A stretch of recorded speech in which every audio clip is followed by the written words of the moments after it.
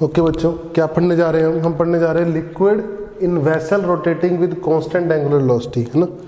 ये लिक्विड है वेसल में, ठीक है, और रोटेट करने लगा है, कांस्टेंट एंगुलर वेलोसिटी से रोटेट कर रहा है, ठीक है। तो क्या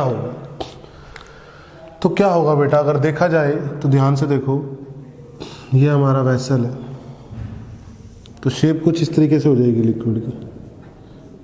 लिक्विड की शेप कुछ इस तरीके से हो जाएगी। और क्या कारण है लिक्विड की शेप ऐसा होने का, आप सभी बच्चे जानते हैं कि अभी मैंने आपको बताया कि जब एक कंटेनर ए एक्सेलरेशन से ऐसे मूव करता है, तो पीछे की तरफ प्रेशर क्या करता है, बढ़ता है ना। अगर कंटेनर ए एक्सेलरेशन इधर मूव कर रहा है, बोलो सही है। अब हुआ क्या, हर एक पार्टिकल के पास सेंट्रीपिटल एक्सेलरेशन है, किस तरफ, इस तरफ सेंट्रीपिटल एक्सेलरेशन है।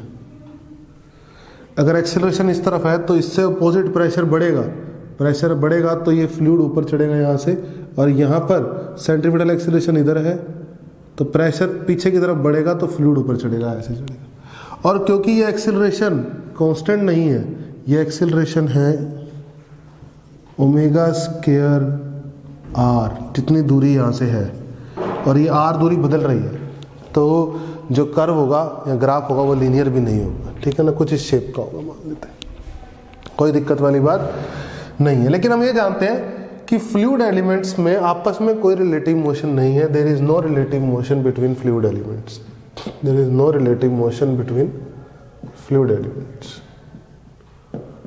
फ्लूइड एलिमेंट, है ना। तो आप क्या कर सकते हैं बेटा, आप इसको समझने के लिए एक काम कर सकते हैं,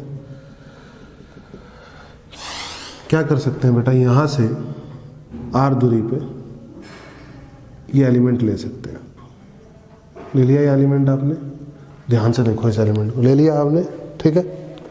तो इस एलिमेंट में अगर इसके फ्रेम में बैठे हो आप, तो क्या होगा, तो एक क्या लगेगा, सेंट्रीफ्यूगल फोर्स भी लगेगा, और सेंट्रीफ्यूगल फोर्स लगेगा, ये डॉट बना देता हूँ मैं, यहाँ से आर दूरी पे आपने ले लिया, सेंट्रीफ्यूगल फोर्स लगेगा बाहर की तरफ, कितना, dm ओमेगा स्क्वायर आर दूरी है, और नीचे क्या लगेगा, नीचे लगेगा dmg, कोई बुरी बात नहीं, पक्का।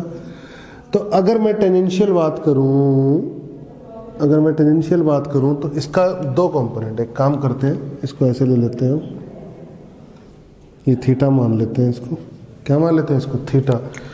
तो ये थीटा है, तो इधर क्या आएगा बेटा, इसके परपेंडिकुलर ऐसे ड्रॉ कर लेते हैं, ये थीटा है, ये 90 है, ये 90 माइनस थीटा है, तो ये थीटा है, तो ये थीटा है, तो ये dmg साइन थीटा, इधर क्या आएगा, dmg cos थीटा। फिर से एक बार, ये थीटा है, ये 90 है, ये 90 माइनस थीटा है, तो ये थीटा है dmg cos थीटा, तो इधर क्या आएगा, dmg साइन थीटा, कोई बुरी बात नहीं। तो ऊपर क्या आएगा, ये थीटा है तो ये भी थीटा है, तो dm omega square r cos theta, सही है।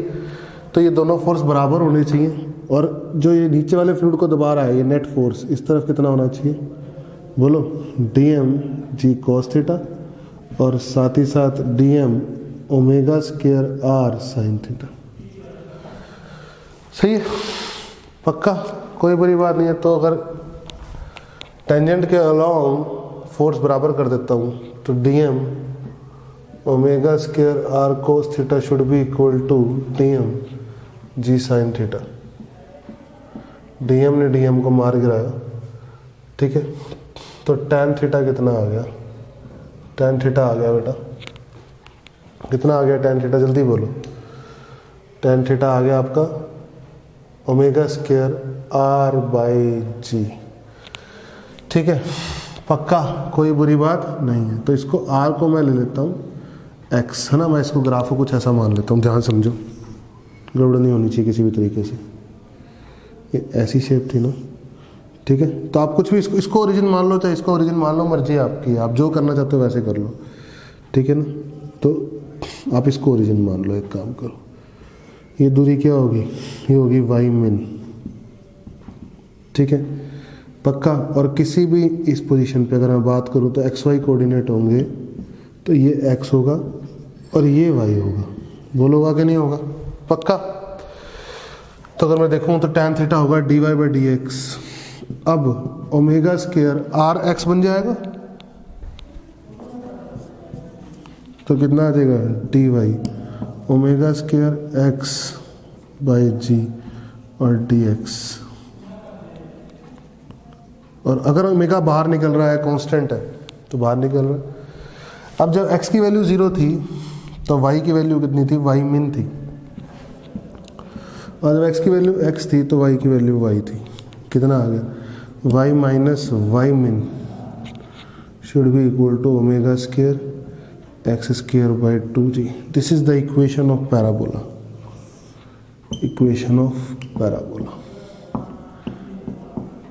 तो ये फ्लूइड की जो शेप बनी है, क्या बनी है? पैराबोला बनी है। क्या बनी है बेटा? पैराबोला बनी है। ठीक है, सही है। कोई बुराई वाली बात नहीं है बेटा इसमें।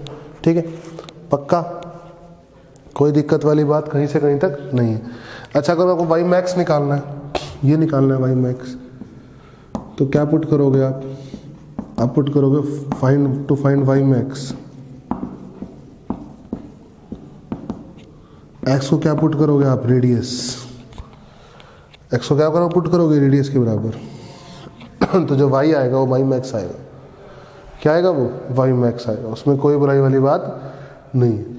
ठीक है बेटा, होप करता हूँ सबको अच्छे से समझ में आया होगा।